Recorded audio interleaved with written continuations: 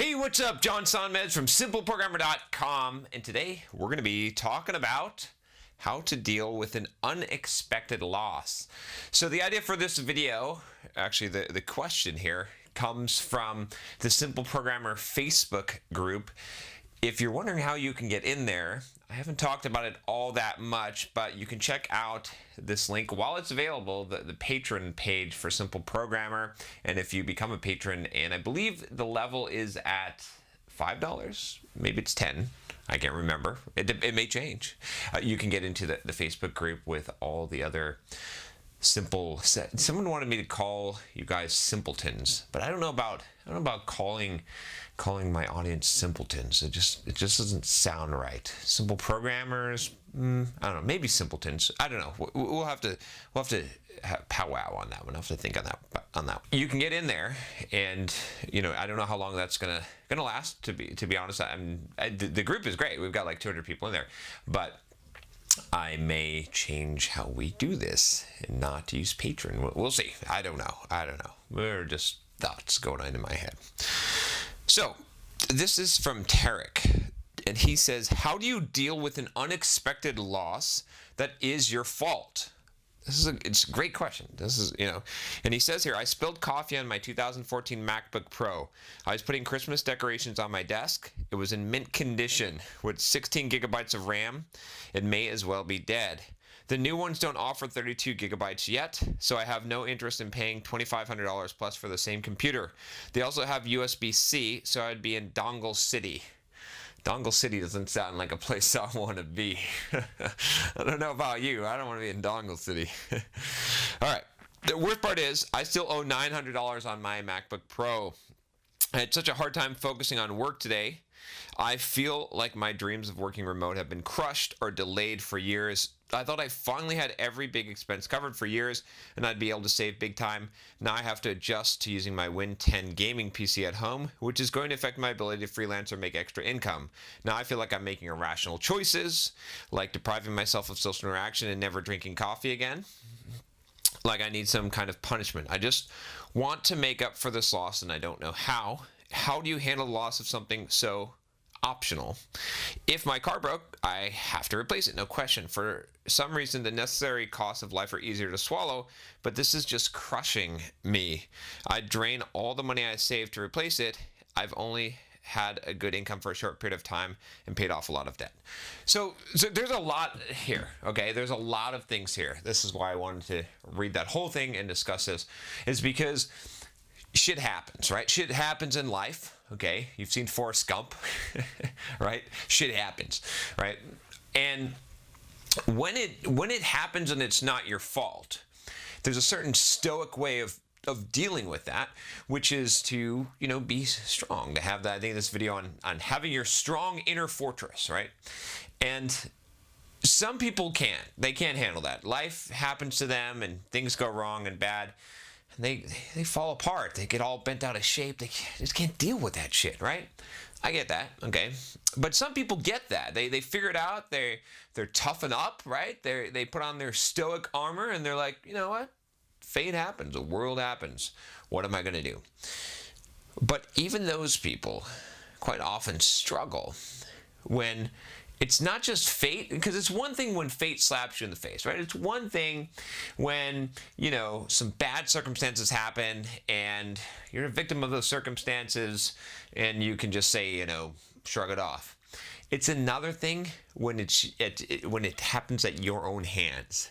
When you spill that damn coffee on your MacBook Pro that you kept in mint condition, that you kept in pristine condition, and now it's screwed, it's fucked. And you still owe $900 on that sucker, and you can't get another one. Now you don't have the thing, and you owe money, and it's all your fault. So what do you do then? It's tough, right? It can make you feel very, very upset with yourself, angry with yourself, and it's harder to deal with. It would be easier, like Tarek said, if his car broke down, because that's just shit that happens, right? It just happens, and so what? So I have to deal with that, fine. But when you do it to yourself, and I've done this plenty of times, right? Everyone who has an iPhone I would drop this sucker on the pavement. Like, I've got a small crack in mine, but I've shattered the whole thing, right? Their precious phone that they were taking such good care of, and that they adored the beauty of it so much, and they did it to themselves. Oh, if I could take that back. Every time I look at my phone and I see that crack, I'm reminded of how I fucked up, to be honest with you. So how do you deal with that? How do you come to terms with this, right? This is a difficult thing. I've got a few ideas. So Derek said something about, not about beating himself up and trying to make up for it and never drinking coffee, and that he shouldn't punish himself. And I half agree with that. So I think that honestly, the best way to deal with something like this is to make up for it, but not to punish yourself, but just to say that, and there's some limits to this, but honestly, what I would say here is, what can you do to erase that bad, to erase that? And a lot of times you can, in a financial perspective, right? If you bust your iPhone, you bust the screen on that thing, and I think replacing a screen is maybe like $100 to $200. And maybe you have to replace the whole phone. Maybe you just ran it over with your car. All right, $700 to $800 phone. In that case, or MacBook Pro, right? It doesn't really matter. What can you do? How can you earn an extra $800 or $900, right? So you can turn this into a good thing. You can turn this into fuel, right? Tony Robbins always says, I like what he says. What he says about people, and he says that the biggest thing that's going to determine your success is your hunger. And when you have screwed up, when you've effed up, and you're trying to restore what you had, get back to where you were, you can have some serious hunger there. And so that can inspire you, and you can use this as fuel to figure out what can you do, right? And I think, not everyone, but most of us that can afford a MacBook Pro or an iPhone can figure out a way to make $800 in a month. Might not be easy. Maybe you just say, wow, so maybe you have a job where you can work optional overtime, and you say, well, I'm going to do some overtime. Maybe, a lot of us living, I guess, all over the world today have the option. If you've got a car, you can take your phone, put it on your dashboard, go to the Uber app, turn it on, or Lyft, and be a driver, right? And you could do that. Honestly, like that's would be my default for most people is can I drive an Uber and make some money, right? I'll pay the price and figure it out. And see, the thing is, it's not about punishing yourself. It's about feeling empowered. It's about having the plan, because when it's one thing, like I said, when it's outside circumstances, right? We can make ourselves strong, and we can batter the wind. But when we do it to ourselves, we feel like we have to redeem ourselves, and we have to have control over the situation again, because we shouldn't be able to control ourselves. We should be able to control ourselves. External, we understand we can't. And so it's about reestablishing that. It's about having that peace of mind of knowing that you have ability. You have the ability to control the situation, to take over the situation, to get yourself out of the problem. It's the self-reliance. And so if you said, man, oh crap, MacBook, $2,400, dude. I owe $900 on the thing. Oh, I'm set back. What am I going to do? And you said, okay, well, here's what I'm going to do. This is what I'm going to do. And I'm just using Uber as an example because I think it's a very clear one, but there's a lot of ways. You're going to have to think in your own circumstances, how could you make some money? I'll give you a few ideas in a second here, but let's take that Uber example, right? So if you said, okay, $2,400, okay, I'm going to drive an Uber. I don't want to do it, but I'm going to do it 3 hours a night for every weekday. Yeah, five days a week. Okay, so that's 15 hours a week, and on average, I'll make like $30 an hour. I don't know. I have no idea, right?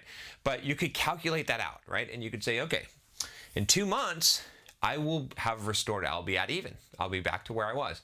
That's a very, very empowering feeling. Now you can suddenly shrug that off, because I know how it feels. Like, it's hard to work. It's hard to, like, you're just feeling guilty.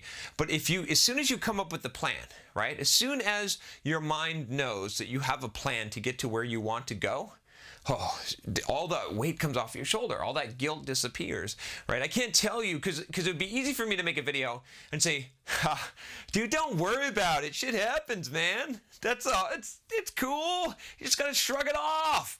Let that shit roll down your sleeve or whatever it is. Roll off your back. When someone pisses on you, that's fine. And I could honestly say that about maybe external circumstances, but when you've done it to yourself, I know, because I've done it to myself, I screw myself up so bad. I'm my worst enemy, right? Remember that Lit song? I actually got to meet Lit. But remember that song, right? I am my worst enemy. If you want to know how I got to meet Lit, you can check out my my life. But I sidetrack. But here's the thing, that you got to figure out some way to reestablish control, put yourself on a plan that is going to, even if it's just a plan of, here's what I'm going to do. I'm going to save $200 extra a month, or it could be the coffee. It could be, I'm not going to have coffee for until I get this, I'm going to make the money back. And then you calculate that out and you figure out, I'm not going to have coffee. I'm not going to eat out. I'm going to do all these things that are going to get me that money. Then it's not punishment.